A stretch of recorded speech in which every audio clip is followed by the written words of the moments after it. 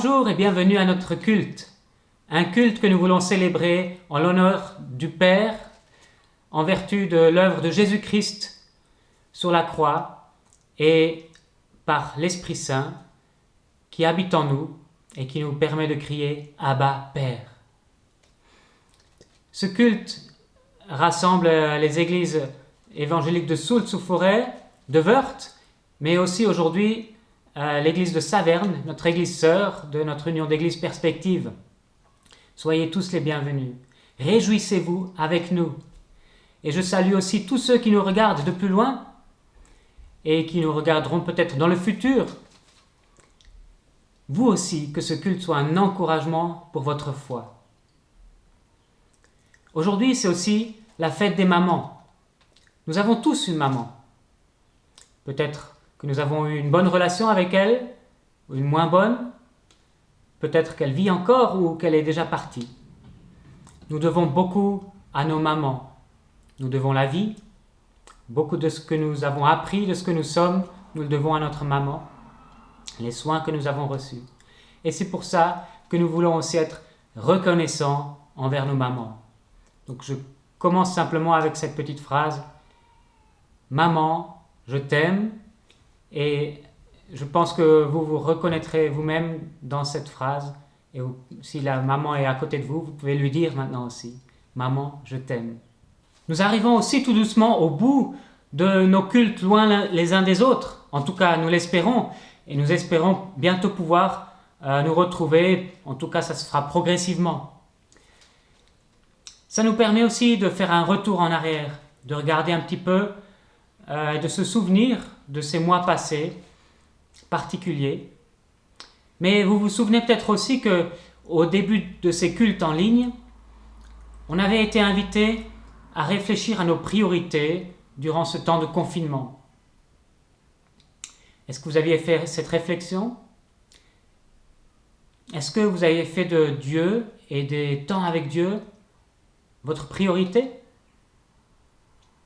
Est-ce que durant ces derniers mois, vous avez grandi dans votre relation avec Dieu?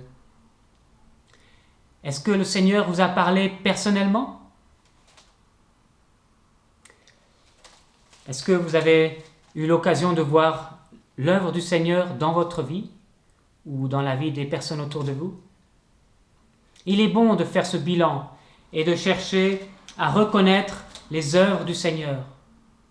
Il est bon de reconnaître que dans ce temps où l'homme est plus ou moins incapable ou impuissant, il y a un Dieu qui agit et qui est tout-puissant.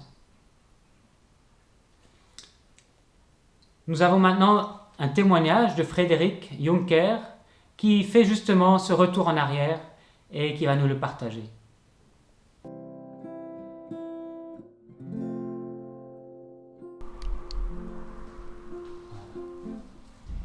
Bonjour, j'ai été une des premières à témoigner de comment je vivais le confinement. Mais presque 2 mois et demi plus tard, qu'en est-il? Alors si je devais résumer cette période de confinement en 2 mots, je dirais la prière et la grâce. Dès le début du confinement, Jean-Michel, Marine et moi-même avions témoigné des bons côtés du confinement. Se lever plus tard le matin, prendre plus de temps en famille, apprécier le soleil et notre jardin. Mais très vite, nous avons été bousculés par les nouvelles de la santé de Philippe.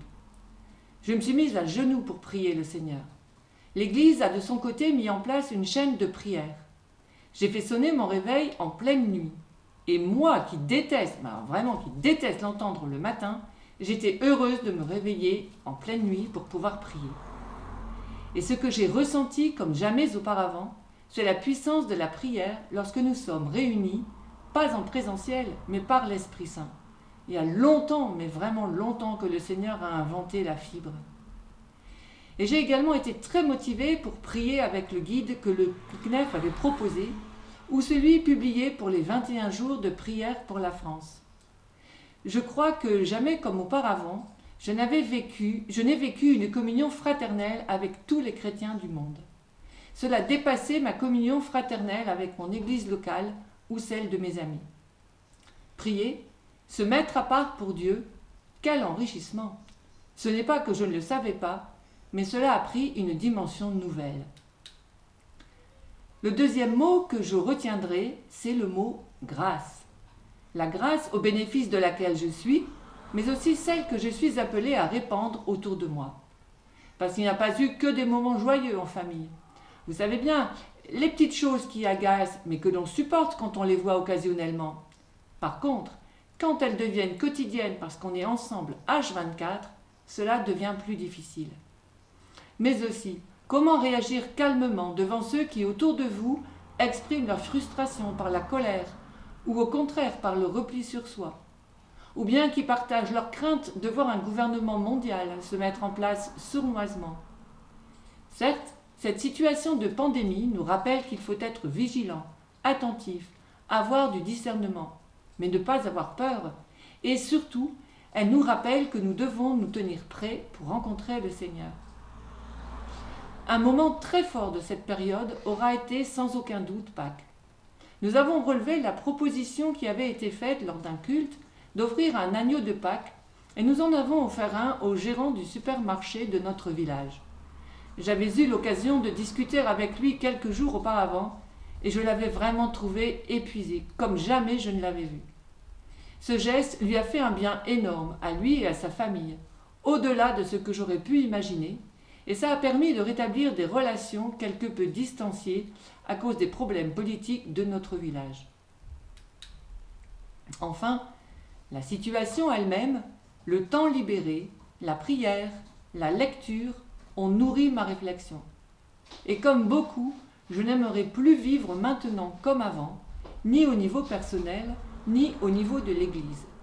Reste à savoir quel changement apporter et comment cesser de ronronner dans nos églises. Alors, Seigneur, que ta volonté soit faite. Merci beaucoup Frédéric pour ce témoignage et parce que tu es allé aussi en profondeur dans la réflexion et une réflexion que tu nous laisses. J'aimerais maintenant que nous puissions lire le psaume 111, les 8 premiers versets. Louez l'Éternel, je célébrerai l'Éternel de tout mon cœur, dans l'intimité des hommes droits et dans la communauté. Les œuvres de l'Éternel sont grandes, recherchées par tous ceux qui y prennent plaisir. Son action est éclat et magnificence, et sa justice subsiste à jamais. Il a laissé un souvenir de ses merveilles. L'Éternel fait grâce et il est compatissant. Il a donné de la nourriture à ceux qui le craignent. Il se souvient à toujours de son alliance. Il a révélé à son peuple la puissance de ses œuvres en lui livrant l'héritage des nations. Les œuvres de ses mains, ce sont la vérité et le droit. Toutes ses ordonnances sont dignes de foi, à toujours inébranlables, faites avec vérité et droiture. Les œuvres de Dieu sont recherchées par tous ceux qui y prennent plaisir.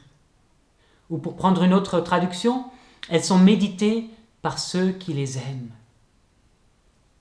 C'est ce que nous voulons faire maintenant, à travers ce temps de louange. Nous allons chanter des chants, d'abord pour nous souvenir de qui est Dieu, et pour nous souvenir de ses œuvres, mais également pour nous encourager mutuellement, et pour exprimer la réponse de nos cœurs quand nous sommes face à lui. Nos cœurs sont dans l'admiration quand nous contemplons ses œuvres. Cela nous pousse à l'adorer et à proclamer les louanges de Dieu. Alors je remercie toute l'équipe de louanges qui s'est réunie pour préparer ce temps, ces chants, et ils vont nous conduire dans plusieurs chants, après quoi il y aura un temps d'adoration libre.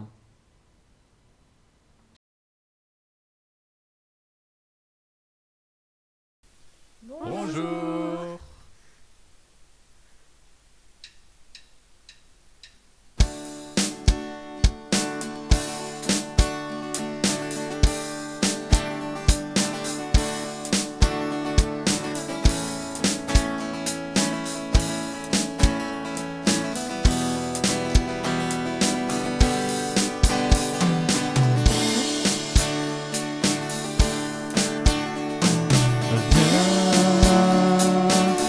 tarde plus à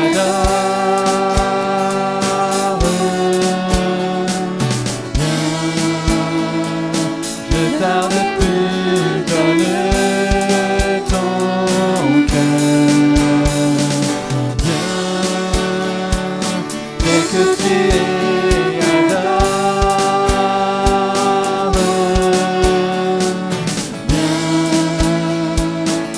que tu es devant ton Dieu.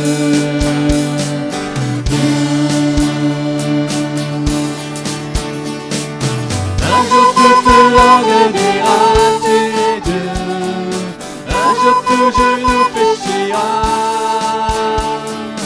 Mais le vrai trésor est pour ceux qui t'ont choisi dès aujourd'hui.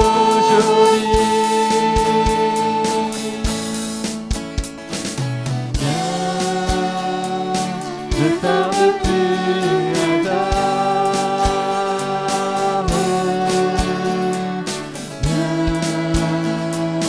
Ne tarde plus, donne ton cœur. Dès que tu es Adam.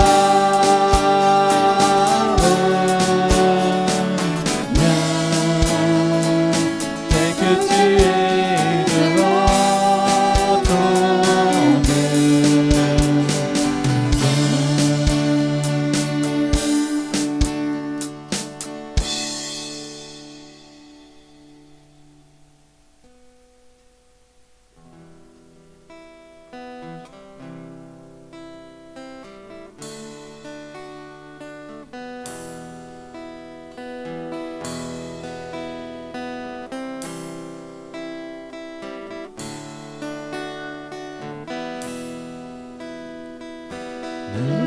comme toi,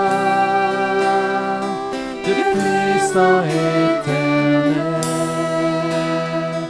tu nous as consolés, tu nous as relevés, ton amour est si fort pour restaurer, sauver, tu es ce que tu fais. Tu es merveilleux dans tout ce que tu fais. Unique comme toi, un père et un ami, tu sembles si patient. Corriger, conduire, toujours à nos côtés, toujours pour nous aider. Tu es merveilleux dans tout ce que tu fais. Tu es merveilleux dans tout ce que tu fais.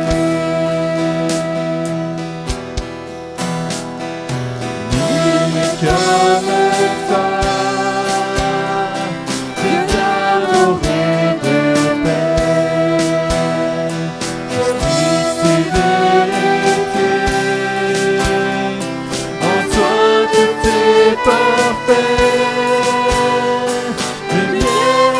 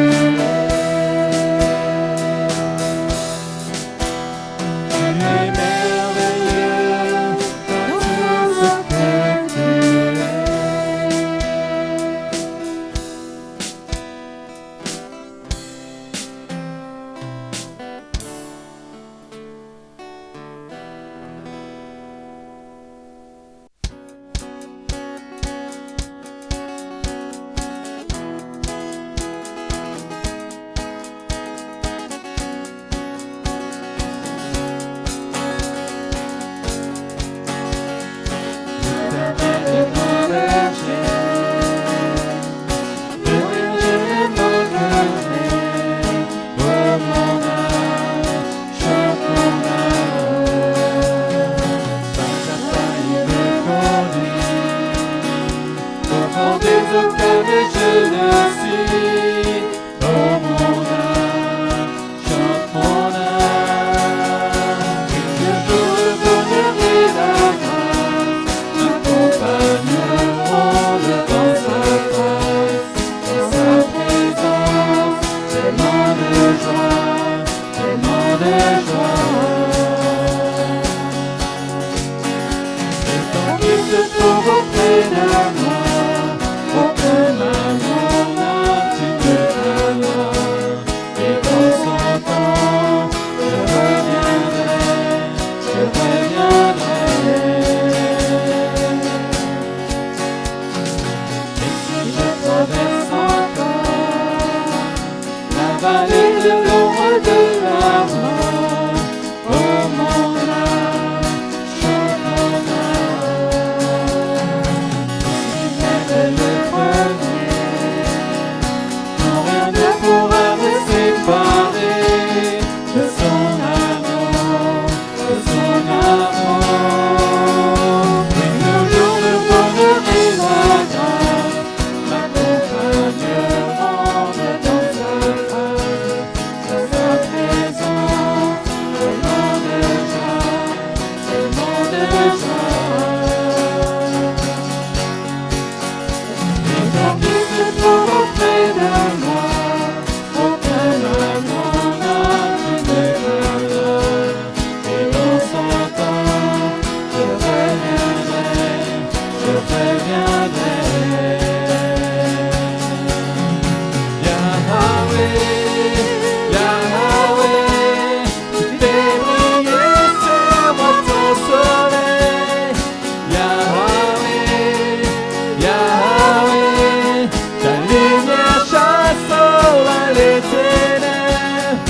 Yahweh, Yahweh, ta parole éclaire mon sentier. Yahweh, Yahweh, Yahweh. Viens me chercher, et dans sa maison j'habiterai. Oh mon âme, chante mon âme, son sceptre jusqu'à son retour. Mon âme chante son amour tous les jours, tous les jours. Oui, toujours le bonheur et la grâce m'accompagneront devant sa face, dans sa présence, tellement de joie, tellement de joie. Et tant qu'il se trouve auprès de moi, aucun mal mon âme tu ne craindras. Et dans son temps, je reviendrai, je reviendrai. Yahweh, Yahweh, tu fais briller sur moi ton soleil. Yahweh, Yahweh, ta lumière chasse au loin les ténèbres. Yahweh, Yahweh, ta parole éclaire mon sentier. Yahweh, Yahweh, Yahweh.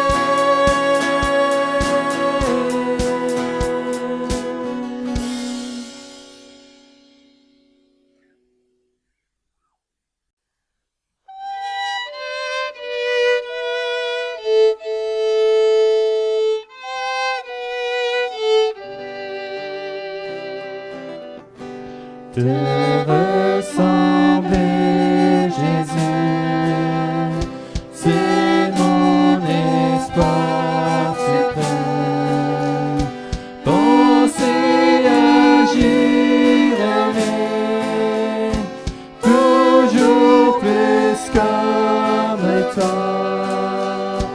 Te ressembler, Jésus, c'est mon espoir suprême. Par ton esprit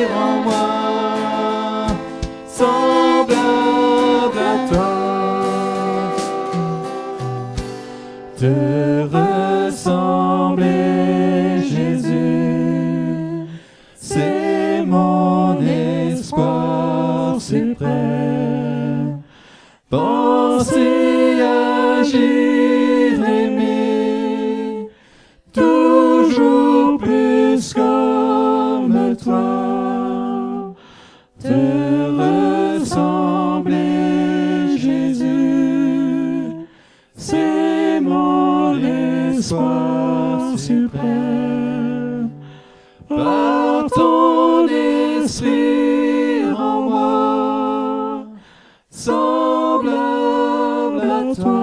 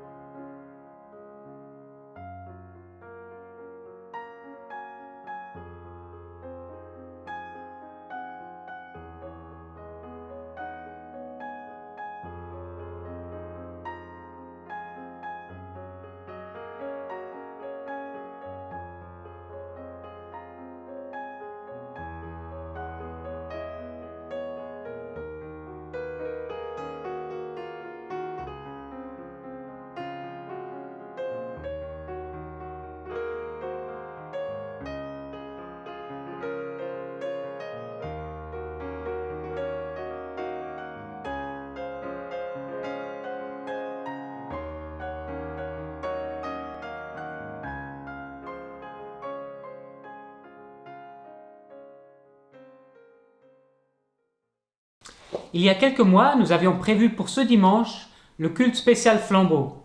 C'est un culte où nous profitons de partager des nouvelles de notre groupe Flambeau et où nous partageons des sujets de prière pour ce travail auprès des enfants. Aujourd'hui même, l'église de Brumat vit aussi ce culte. Alors Laurent apportera la prédication pour nos deux cultes en tenue Flambeau. Nous allons maintenant tout de suite regarder une vidéo de présentation du mouvement. C'est un mouvement national et cette vidéo sera suivie par le témoignage de Marine Juncker qui nous rappellera l'expérience du rallye national de l'été dernier.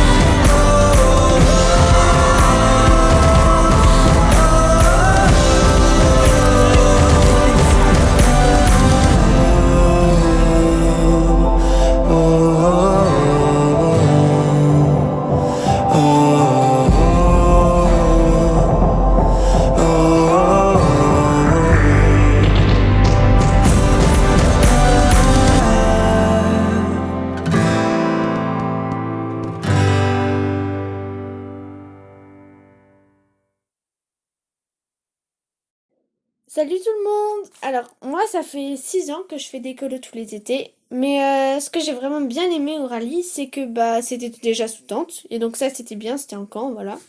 Et puis j'étais aussi avec mes amis de l'église et du groupe de flambeaux auquel j'appartiens. Donc voilà, ça c'était bien. Et puis j'ai bien aimé le camp parce qu'on a fait une rando pendant 2 jours et demi avec un sac à dos qui pesait 30 tonnes. Et on a construit plein de trucs, par exemple une table, une cabane, un coin patrouille. Alors, un coin patrouille, c'est un endroit où la patrouille se réunit pour cuisiner, manger, dormir. Et une patrouille, c'est un groupe de 6 à 8 jeunes. Et puis on a fait de super jeux comme la tech ou des activités super, par exemple des baignades dans la rivière ou la découverte des lieux. Et j'ai aussi vécu des moments très forts avec mes copines et avec Dieu. Et voilà, j'ai vraiment beaucoup aimé le rallye. C'était une expérience unique et voilà, j'aimerais beaucoup revivre ça, mais voilà, c'était vraiment super. Salut! Merci beaucoup Marine pour ton témoignage encourageant, stimulant. C'est un encouragement à continuer ce travail auprès des flambeaux. Alors l'image que vous voyez en ce moment, ce sont les différents foulards des différents groupes locaux en France. Nous sommes tout en bas avec les 2 foulards, le jaune et vert pour les petits flambeaux et le orange et vert pour les flambeaux éclair-flamme.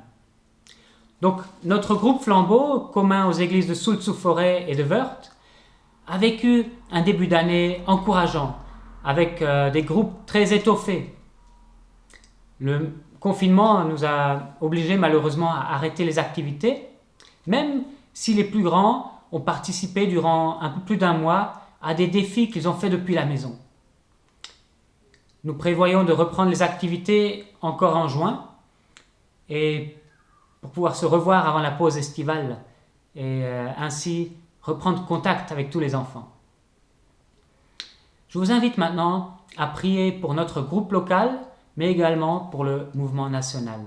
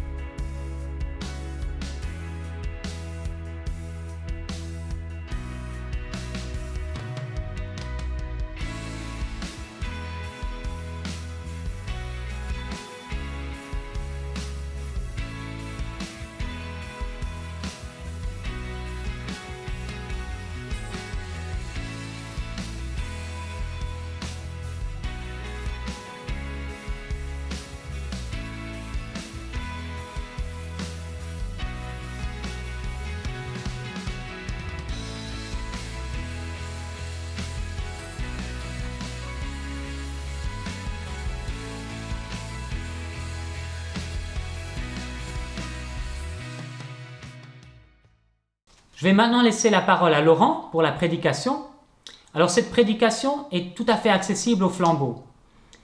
Pour les plus jeunes enfants, Christelle a de nouveau préparé un culte pour les enfants avec le thème spécial de la fête des mamans. Super. Donc pour les plus jeunes, vous pouvez cliquer sur le lien qui va s'afficher et suivre cette vidéo-là. Et puis on se retrouve après pour le défi de la semaine qui sera présenté par Neria.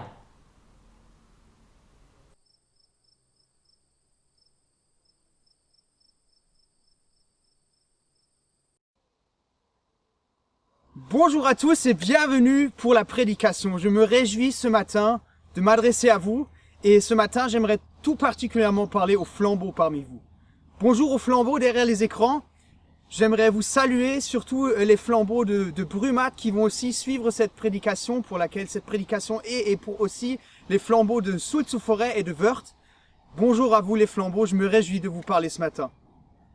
Ce matin, j'aimerais te poser une question toute particulièrement importante pour ta vie. J'aimerais te poser la question, qu'est-ce qui te fait tenir dans les difficultés? Vous voyez cet arbre à côté de moi, il a passé des moments difficiles et il a fini par mourir. Mais j'aimerais vous dire qu'il était bien mort déjà avant d'être coupé et que son bois soit brûlé. Il était déjà mort avant. En ce moment, les forêts dans lesquelles nous sommes vivent, ou les forêts qui nous entourent, rencontrent des grandes difficultés. Pourquoi? Parce qu'un grand nombre d'arbres doit être abattu, parce qu'il y a des insectes partout qui bouffent les arbres, qui attaquent les arbres. Et pourquoi? Parce que les arbres sont affaiblis. Ils sont affaiblis parce que ça fait déjà des années maintenant qu'il y a des sécheresses de suite et les arbres, ils n'arrivent pas à se régénérer. Parce que tu sais, un arbre, c'est comme un humain, il a un système immunitaire et ce système immunitaire le fait tenir. Et comme un humain, ça fonctionne seulement quand il y a de l'eau. Quand il y a de l'eau, l'arbre, il sait produire des produits chimiques qui attirent par exemple d'autres insectes ou d'autres animaux pour bouffer les insectes qui s'attaquent à l'arbre. Il a des stratégies pour chasser les ennemis qui s'attaquent à lui, ou en tout cas pour se défendre. Il y a aussi des arbres qui produisent de la résine, les sapins. Et quand l'insecte essaye de bouffer, il se fait coller par la résine. Chaque arbre a sa stratégie pour se défendre. Et peut-être que toi aussi tu as une stratégie pour te défendre contre des ennemis. Oui, c'est vrai qu'on peut nous comparer à des arbres, et la Bible le fait aussi. En Jérémie 17, les versets 5 à 8, c'est Dieu qui parle et qui dit ceci. Voici ce que déclare l'Éternel. Malheur à l'homme qui compte sur des hommes et qui fait des moyens humains la source de sa force et qui détourne son cœur de l'Éternel. Il est comme un buisson dans le désert et il ne verra pas arriver le bonheur. Il aura pour demeure un aride désert, une terre salée où n'habite personne. Ça, c'est à quoi ressemble un homme qui se détourne de Dieu et qui ne fait pas confiance à Dieu. Un arbre dans le désert, un arbre qui n'a pas d'eau. Je ne sais pas si tu as déjà été une fois dans le désert, mais c'est un endroit où il n'y a rien du tout. Il n'y a rien du tout et il n'y a surtout pas d'eau. La température la plus haute qui a été mesurée dans un désert, c'était 57 degrés. Alors en tout cas 56,7, ça fait presque 57 degrés. Et c'était aux États-Unis en 1913, dans le Death Valley. Et si tu parles anglais, tu sais que ça veut dire le vallée de la mort. C'est un endroit où il fait tellement chaud qu'un homme ne peut pas vivre longtemps. En désert, tu peux transpirer 15 litres par jour. T'imagines combien ça doit être pénible et combien ça doit être dur d'être dans un désert? Et encore plus de vivre dans un désert. C'est guère impossible. C'est à un tel endroit, un désert chaud et sec, que Dieu compare un homme qui se remet entièrement aux humains. Il dit, celui qui se confie aux humains, c'est comme quelqu'un qui vit dans le désert. Il trouvera pas de bonheur. Et il y a plusieurs passages dans la Bible qui nous disent que faire confiance aux hommes, ça peut être très dangereux. Mais pourquoi? Parce que quand on remet notre destin aux humains, les humains peuvent nous décevoir. Il y a même un dicton en allemand qui dit « Wer sich auf Menschen verlässt, der ist verlassen ». Ça veut dire « Celui qui se confie aux hommes, il est perdu ». Mais pourquoi? Se confier en Dieu n'exclut pas la possibilité de demander de l'aide aux humains. Parfois, c'est même nécessaire que nous demandons de l'aide à une personne à laquelle on peut vraiment faire confiance pour que Dieu puisse nous aider à travers cette personne. C'est parfois nécessaire. Je me rappelle de l'histoire d'un jeune qui m'a raconté son histoire récemment et ça m'a beaucoup touché ce qu'il a dit. C'était un jeune qui vient originairement d'Allemagne, comme moi d'ailleurs, et il a grandi en France. Mais quand il a grandi ici, il parlait pas le français au début. Alors il avait de grandes difficultés à l'école parce qu'il se faisait harceler par ses camarades de classe. Il les comprenait pas et il n'arrivait pas à leur parler, alors il était toujours exclu. Et c'était tellement grave qu'à un moment il commençait à bégayer. Il n'arrivait plus à parler normalement. Et ça a bien sûr tout empiré. Ses camarades de classe ont commencé encore à se moquer encore plus de lui. Et à un moment, il a plus supporté. Il a craqué et il a pris la décision de ne plus jamais vouloir parler. T'imagines combien il devait être désespéré?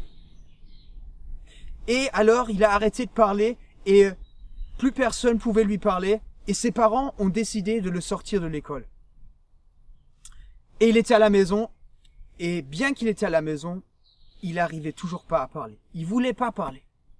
Dans son cœur, il était tellement désespéré et il criait aussi à Dieu, mais Dieu, pourquoi tu ne m'aides pas? Et sa situation ne changeait pas, il se sentait toujours triste au profond de son cœur et il n'arrivait pas à s'en sortir.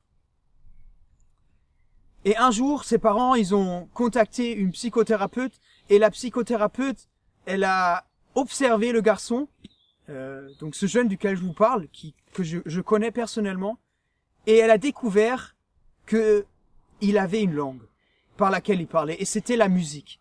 En fait, pendant tout ce temps où il parlait pas, il s'est mis à jouer au piano, et c'est devenu sa nouvelle langue.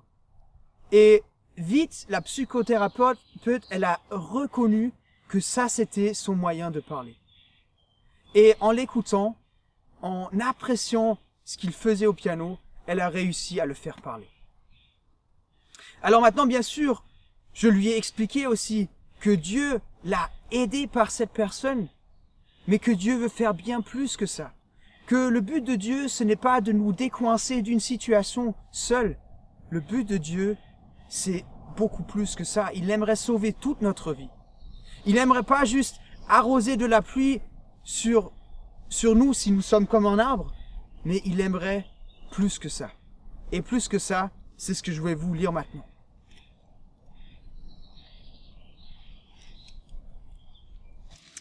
Béni soit l'homme qui se confie en l'Éternel et qui place sa confiance en l'Éternel. Il sera comme un arbre planté près d'un cours d'eau qui étend ses racines vers le ruisseau et il ne redoute rien lorsque vient la chaleur. Ses feuilles restent vertes, il ne s'inquiète pas pendant l'année de la sécheresse et il ne cesse pas de produire des fruits.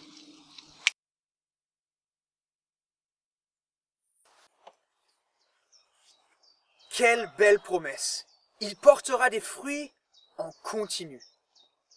C'est un arbre comme ça que Dieu aimerait faire de toi. Un arbre comme celui-là, un pommier. Bon, évidemment, j'espère que tu te transformes pas en arbre au moment où je dis ça. Je pense pas. Mais en tout cas, Dieu aimerait que tu ressembles à cet arbre-là. Un arbre qui est solide, qui n'a pas peur de la chaleur en été. Et tu sais pourquoi? Parce qu'il est entouré d'eau. Bon, peut-être qu'on ne le voit pas toujours, mais l'eau est à 15 mètres à ma droite et à 15 mètres à ma gauche. Il y a des ruisseaux qui passent autour de cet arbre et ça fait qu'il a toujours de l'eau. Il n'a pas besoin d'avoir peur de sécher un jour. Non, il peut apporter des fruits en continu. Mais dans notre vie, concrètement, qu'est-ce que ça veut dire ces fruits? On ne peut pas porter des pommes. Non. Dieu aimerait que nous devenions des hommes et des femmes justes. Juste, ça veut dire que nous faisons ce qui est bien aux yeux de Dieu, ce qui plaît à Dieu. Et ça, je vais te dire, c'est aussi la plus belle des choses que nous, on peut faire en tant qu'hommes. Parce qu'il n'y a rien de plus beau qu'un homme qui fait ce qui est vraiment juste. Parce que ce qui est vraiment juste, c'est à quoi Dieu nous a appelés. C'est de faire ce qui est beau à ses yeux, et de le faire en continu. Et c'est ce qu'il aimerait faire dans ta vie. Et il va le faire si tu décides de vivre avec lui. Eh bien, évidemment, tu peux porter des fruits, mais seulement si tu es près de l'eau. Jésus a dit, l'eau que je donne, elle va vraiment te donner la vie. C'est de l'eau de vie que Jésus aimerait donner. Et c'est quoi cette eau finalement? C'est la vie qu'on a quand on fait confiance à Jésus. Quand on croit que Jésus a payé le prix pour nos péchés et qu'en se confiant en lui donnant notre vie, nous pouvons pleinement être pardonnés et pleinement appartenir à Dieu. Et c'est ça que je te propose ce matin, c'est de te remettre entièrement à Dieu. Parce que tu sais, beaucoup de gens croient que c'est en faisant une petite prière qu'on appartient à Dieu. Eh bien moi aussi je le croyais, et je l'ai fait cette prière quand j'étais enfant. Mais j'aimerais te dire une chose que peu de gens vont te dire. Être chrétien, devenir chrétien, c'est la plus difficile chose au monde. Parce que beaucoup croient que c'est juste une prière. Oh, je donne ma vie à Dieu. Mais c'est pas ça. Parce que devenir chrétien, ça veut dire rester chrétien pendant toute ta vie. Si une fois tu es planté dans le jardin de Dieu, il ne va pas te sortir de ce jardin. Tu resteras dans ce jardin toute ta vie. Et c'est pour ça que c'est difficile. Parce que si tu veux faire confiance à Dieu, tu dois lui donner le droit de te déraciner de la terre salée et peut-être du désert dans lequel tu es actuellement, pour qu'il te plante dans son jardin. Et je te dis que ça fait mal, ça. Parfois, ça fait mal, et devenir chrétien, ça peut être quelque chose de douloureux. Que Dieu t'aide, ça peut devenir quelque chose de douloureux, ça peut être douloureux. Mais à la fin, il te promet des beaux fruits. Et tu les porteras, et tu vas réjouir les personnes autour de toi. Tu vas te réjouir toi-même. Et tu vas juste remercier Dieu. Alors, à l'heure actuelle, ce que je te propose, c'est de prier avec moi après, si tu n'as pas encore donné ta vie à Jésus, et de le faire une fois pour de bon. De permettre à Dieu de te déraciner de la terre où tu es maintenant, et t'enraciner dans son jardin pour devenir un arbre comme celui-là. Et si jamais tu fais déjà partie des enfants de Dieu, et que tu es déjà comme cet arbre-là, mais que tu ne portes pas encore de fruits, j'aimerais t'encourager. Parce que cet arbre-là, à l'heure actuelle, il ne porte pas de fruits non plus. Pourquoi? Parce que ce n'est pas la saison. Ça aussi, c'est un secret. C'est que Dieu a fixé une saison pour chacun de nous dans lequel on porte des fruits. Tu ne peux pas porter des fruits en continu. Ou est-ce que tu as déjà vu un arbre, un fruitier, qui porte des fruits en plein hiver? Bah, évidemment, c'est impossible. Et on ne peut pas forcer un arbre de porter des fruits. Je peux le secouer, je peux l'arroser. Ah, d'ailleurs, il y a de l'eau qui tombe. Je peux l'arroser, mais c'est pas pour ça qu'il va porter des fruits. Tu sais, dans ta relation avec Dieu, c'est pareil. Tu ne peux pas sauter des échelons. Sans Dieu, tu peux le faire. Tu peux tricher à l'école, tu peux copier du voisin, tu peux faire plein de choses sans Dieu. Mais si tu veux marcher avec Dieu, tu ne peux pas sauter des échelons. Tu dois avancer doucement et tu dois attendre que le temps soit venu où Dieu a fixé pour toi de porter les fruits. Alors ce matin, si jamais tu es dans une situation difficile où tu es bloqué, j'aimerais vraiment te dire, moi aussi j'y étais. Et Dieu m'a aidé. Et il m'a débloqué. Et je crois qu'il est capable de le faire pour toi aussi. Et il va le faire si tu cries d'un cœur sincère à lui, que tu es prêt à te laisser aider, aussi à accepter que toi aussi tu dois changer. Et Dieu t'aidera. Dieu t'aidera parce qu'il a promis ça dans sa parole. Il aimerait faire de toi un arbre qui porte des fruits en continu. Je t'invite à prier. Seigneur notre Dieu, tu nous connais. Tu connais chacun de nous mieux qu'on se connaît nous-mêmes. Mieux que nos parents nous connaissent, mieux que nos amis. Et tu sais de quoi nous avons vraiment besoin. Nous avons besoin d'eau vivante. Nous avons besoin d'une vraie source, et cette source, c'est toi. Seigneur, eh bien je prie que tu prennes nos vies ce matin, que nous puissions nous remettre entièrement à toi, Seigneur. Une fois, pour de bon et pour toute notre vie, Seigneur. Que tout appartienne, que nous puissions lâcher nos problèmes dans tes mains, et croire que toi, tu peux les résoudre. Et Seigneur, je prie aussi que tu veuilles nous faire porter les fruits que tu as prévus pour la saison dans laquelle nous sommes maintenant. Fais-nous porter tes fruits, Seigneur. Tes fruits de justice, afin que nous ressemblions à toi-même, Jésus. Amen. Je vous souhaite une très très bonne journée, un très bon dimanche. Que Dieu vous fasse beaucoup du bien. Amen.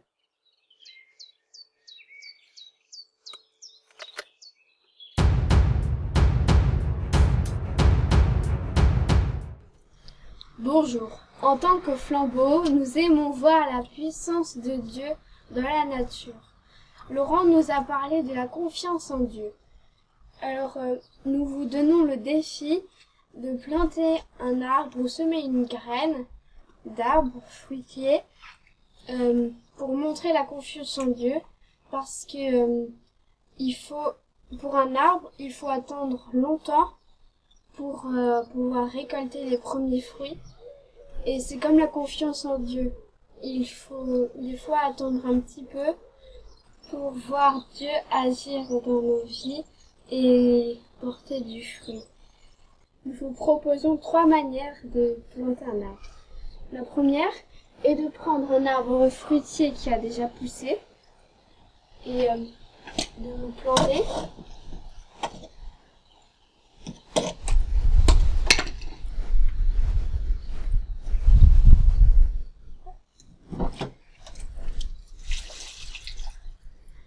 La deuxième est de prendre une petite noisette qui a passé l'hiver dehors et également de la planter.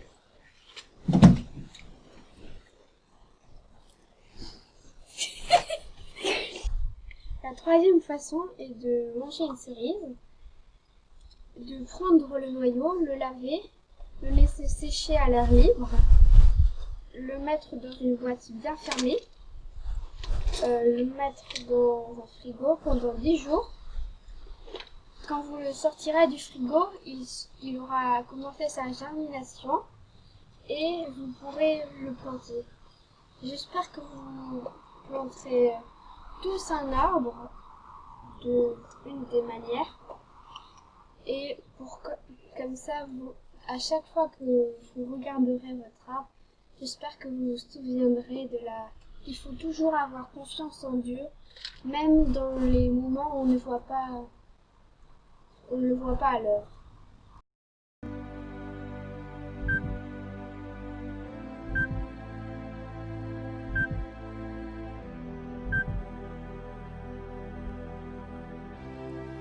Réjouissez-vous dans l'espérance et soyez patients dans la détresse.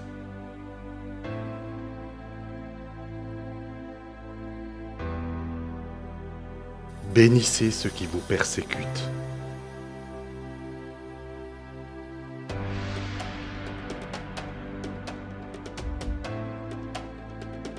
Réjouissez-vous avec ceux qui se réjouissent, pleurez avec ceux qui pleurent.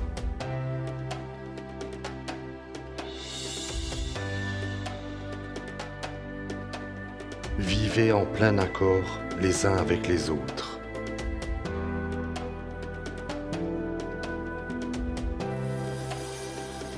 Ne rendez à personne le mal pour le mal.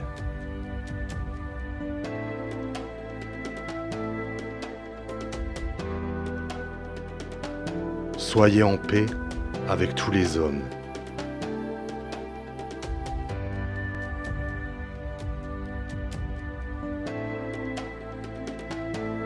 Ne te laisse pas vaincre par le mal, mais sois vainqueur du mal par le bien.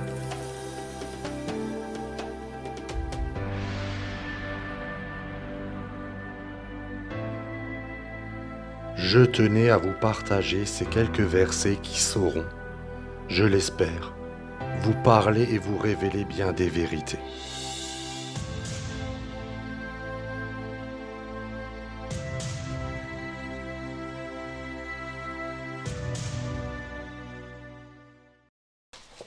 Pour terminer ce culte, nous voulons chanter ensemble un chant qui est un encouragement à être comme un arbre planté près d'un cours d'eau, ou alors à se désaltérer avec l'eau vive qui est Jésus-Christ.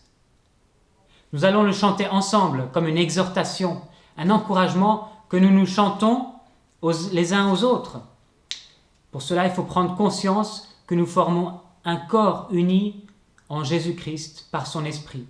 Où que nous soyons depuis chez nous, nous sommes un en Christ. Et ce chant, nous voulons le chanter les uns aux autres pour nous encourager. Bon dimanche à tous et à dimanche prochain, toujours sur YouTube. Que le Seigneur vous bénisse.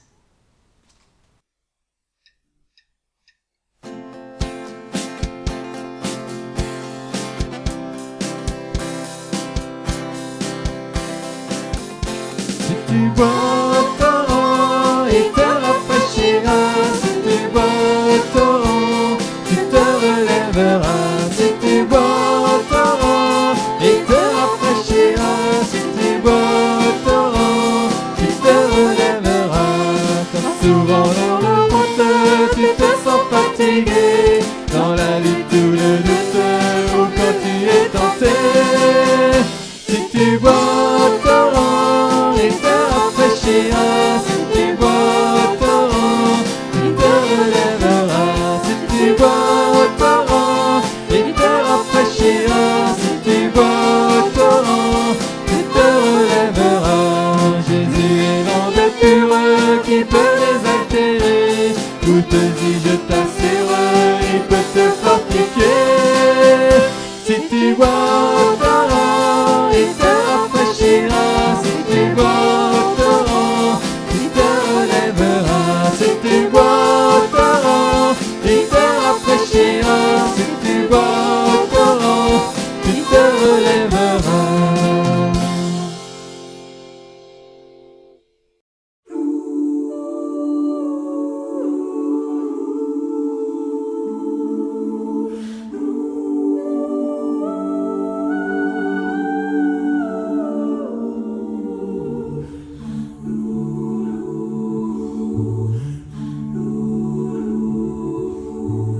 You were the Word at the beginning, one with God the Lord Most High.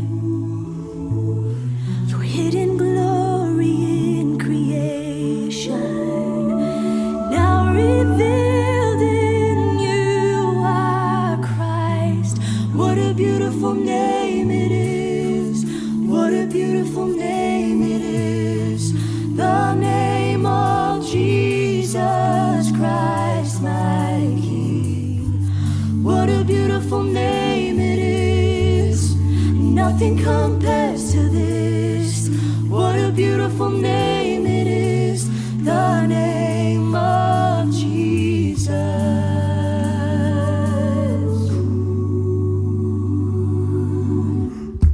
You didn't want heaven without us, so Jesus, you brought heaven down. My sin was great, your love was greater. So what could separate us now? What a wonderful name it is! What a wonderful name it is! The name of Jesus Christ, my King. What a wonderful name it is! And nothing compares to this. What a wonderful name it is! The name of Jesus. What a wonderful name it is! The name of Jesus. Death could not hold you. The veil tore before you. You silenced the boast of sin and grave. The heavens are roaring the praise of your glory.